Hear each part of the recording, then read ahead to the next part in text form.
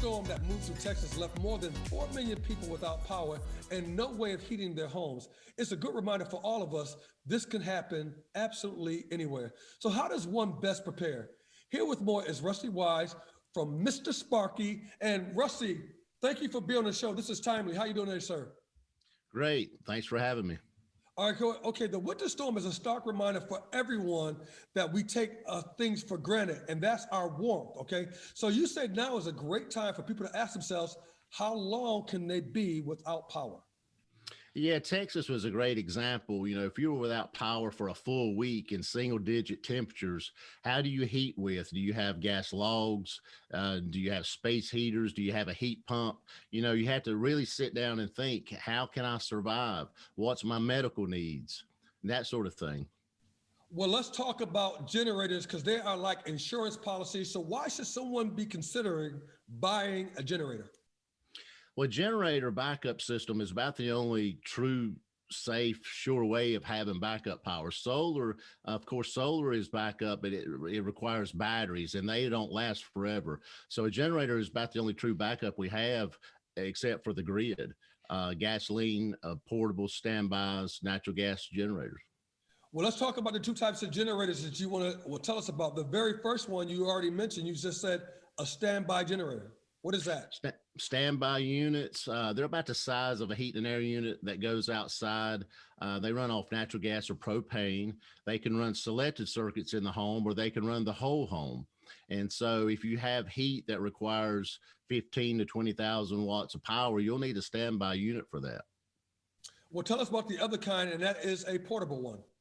Portable units are anywhere from your tailgate, little small units to a much larger unit. They require gasoline or propane, and it takes a manual process to hook it up to the house or pull it out of the garage or building.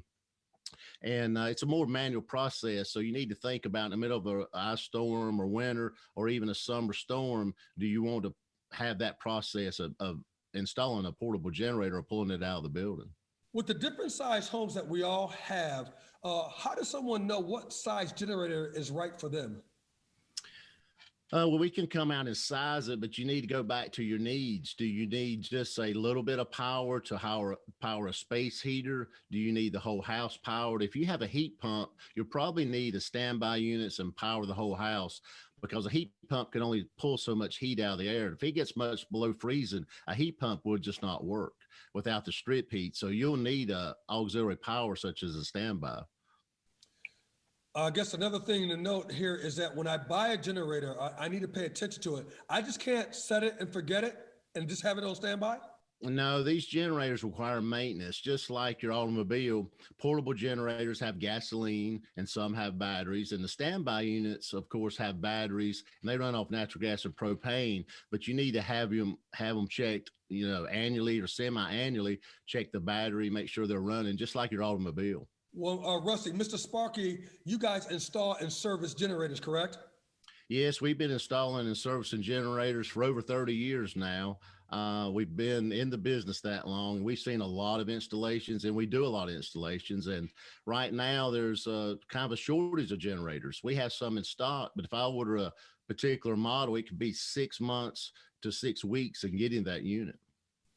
Well, don't get caught out in the cold or having a cold home. To learn more, call 704-323-8006. That's 704-323-8006. Or you can visit MrSparkyCharlotte.com. That's MrSparkyCharlotte.com. Rusty, thank you very, very much. Thanks for having me. No more malarkey. Call Mr. Sparky. Thank you.